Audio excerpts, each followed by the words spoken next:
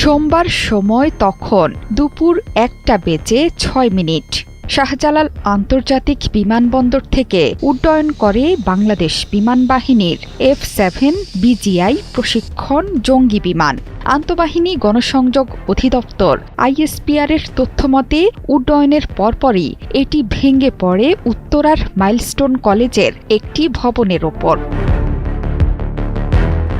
এই বিমানের নির্মাতা দেশ চীন। চেংদু এরোস্পেস কর্পোরেশন এটি নির্মাণ করেছে। চীনের বাইরে J-7 এর মডেল এখনও ব্যবহার করছে পাকিস্তান, বাংলাদেশ সহ বেশ কয়েকটি দেশ।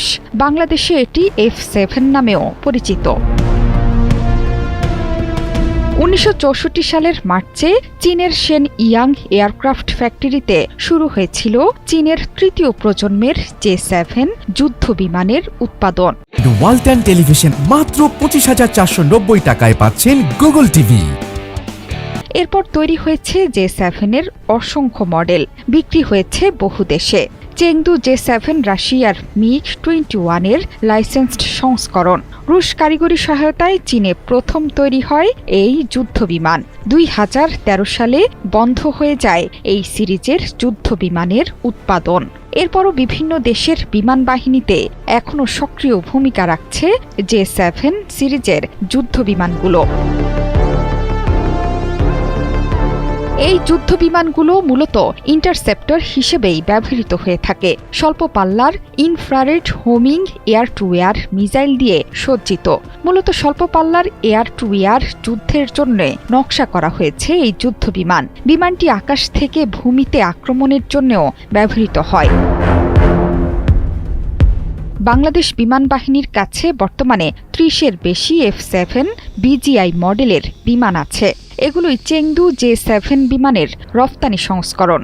বিশেষভাবে বাংলাদেশের জন্য নকশা করা হয়েছে। সাধারণত F-7 যুদ্ধ বিমানগুলোকে ইন্টারসেপ্টর এবং গ্রাউন্ড অ্যাটাক রোলেই ব্যবহার করা হয়। সোভিয়েত রাশিয়ার MiG-21 যুদ্ধ বিমানের মতো সিঙ্গেল ইঞ্জিনের হালকা এই যুদ্ধ বিমানগুলো। সামরিক কয়েকটি ওয়েবসাইটের তথ্য বলছে বাংলাদেশ বিমান বাহিনী বহরে ৫০-এর কাছাকাছি বিভিন্ন ধরনের বিমান রয়েছে। এর মধ্যে চীনের নির্মিত F-7 ৩৬টি আর রাশিয়ার তৈরি ৮টি MiG-29ও আছে বিমান বাহিনীর বহরে। এছাড়া চীনের FT-7 প্রশিক্ষণ যুদ্ধ বিমান, যুক্তরাষ্ট্রের লকহিডের ২টি সিরিজের কৌশলগত পরিবহন বিমানও আছে এই বাহিনীতে। বাংলাদেশ বিমান বাহিনী রাশিয়া, ফ্রান্স, ইতালি, চেকোস্লোভাকিয়া থেকে কেনা কিছু প্রশিক্ষণ বিমান ও হেলিকপ্টারও ব্যবহার করে। জোহরা চৌধুরী সেতু, ৭১।